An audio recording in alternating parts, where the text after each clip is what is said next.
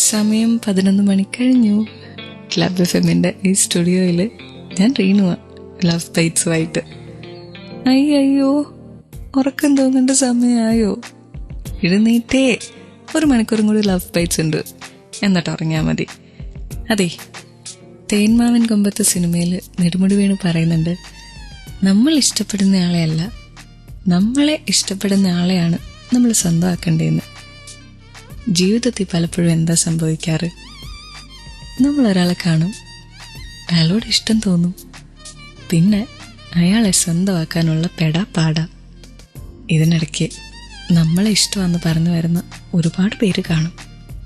പലരെയും നമ്മൾ കാണില്ല, കണ്ടാലും ശ്രദ്ധിക്കില്ല. അരികത്തുണ്ടായിരുന്നിട്ടും നമ്മൾ ശ്രദ്ധിക്കാതിരുന്ന ഈ ആളായിരിക്കും നമ്മുടെ ട്രൂ ലവ്. ഇത് മനസ്സിലാക്കാതെ നമ്മൾ മറ്റയാളുടെ പുറകെ ഓടിക്കൊണ്ടേയിരിക്കും. കുറച്ച് നാൾ കഴിയുമ്പോൾ നമുക്ക് മനസ്സിലാവും നഷ്ടപ്പെട്ടതിൻ്റെ വില. പക്ഷെ അപ്പോഴേക്കും ഒരുപാട് വൈകിട്ടുണ്ടാവും. ആ പ്രണയം എന്നേക്കുമായി നഷ്ടപ്പെട്ട് കാണും. എനിക്കറിയാവുന്നൊരു കുട്ടിയാട്ടോ, അവള് ഒരാൺകുട്ടിയെ 8ാം ക്ലാസ്സിൽ വെച്ച് ഇഷ്ടപ്പെട്ടു. അപ്പം ഇവൻ 10ൽ പഠിക്കുക. അവൾ അവൻ്റെ അടുത്ത് എന്നിട്ട് പ്രപ്പോസ് ചെയ്തു. അവൻ പറഞ്ഞു, ഏയ് എനിക്ക് നിന്നോട് പ്രണയമൊന്നുമില്ല, എനിക്ക് വേറൊരു കുട്ടിയെ ഇഷ്ടമാണെന്ന്. അപ്പം ഞങ്ങളെല്ലാവരും ഇവളോട് പറഞ്ഞു വിട്ട് കളഞ്ഞേക്കാൻ കേട്ടോ. ഇവളെ വിട്ടൊന്നുമില്ല. +2 എത്തിയപ്പോൾ അവൾ വീണ്ടും അവനെ പ്രപ്പോസ് ചെയ്തു. അവൻ എന്നിട്ട് സീരിയസ് ആയിട്ട് എടുത്തില്ല. അവൻ എൻജിനീയറിംഗ് ഫൈനൽ ഇയർ എത്തിക്കഴിഞ്ഞപ്പോൾ അവൾ വീണ്ടും പ്രപ്പോസ് ചെയ്തു. അപ്പോഴവൻ പറഞ്ഞു, ഏയ് എനിക്ക് പ്രണയമൊന്നുമില്ലെന്ന്. ഈ നാളുകളിലൊക്കെ ഇവർ തമ്മിൽ കോണ്ടാക്റ്റ് ഉണ്ട് കേട്ടോ.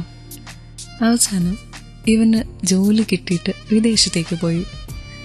പിന്നെ ഒരു 2 മാസം കഴിഞ്ഞപ്പോൾ ഇവനവൾക്ക് തിരിച്ച് ഒരു റിപ്ലൈ കൊടുത്തു, ഞാൻ നിന്നെ കല്യാണം ആലോചിക്കട്ടെ എന്ന്.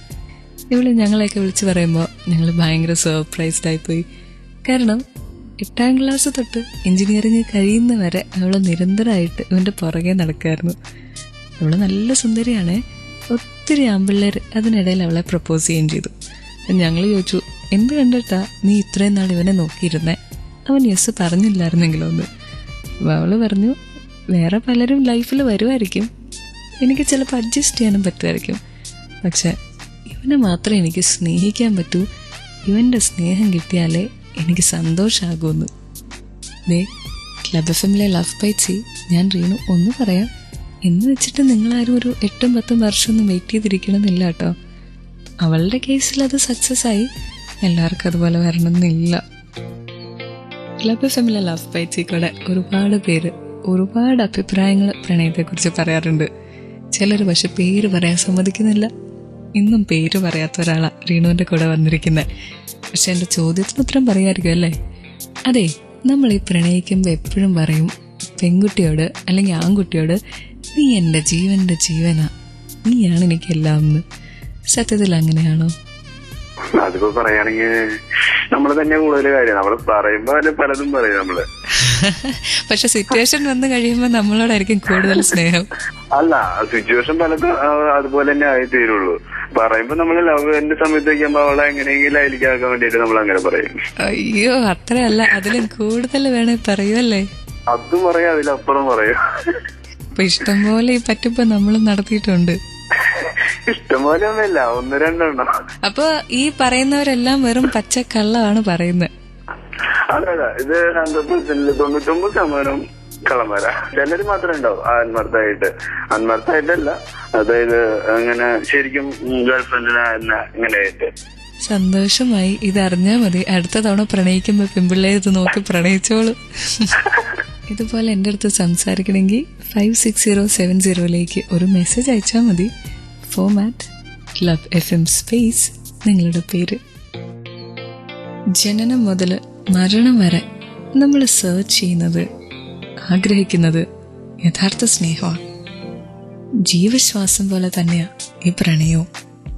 നമുക്കൊരാൾ ഇഷ്ടപ്പെട്ട നമ്മൾ ആ പ്രണയം അറിയിക്കും, എന്നിട്ട് വെയിറ്റ് ചെയ്യും അയാളുടെ ഒരു പോസിറ്റീവ് മറുപടിക്കായിട്ട്.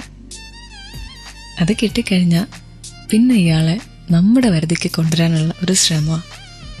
ഇതൊക്കെ എന്തുകൊണ്ടാണെന്നറിയോ? പ്രണയം ഒരു ലഹരി ആയതുകൊണ്ടാണ്. അത് അഡിക്റ്റീവാ.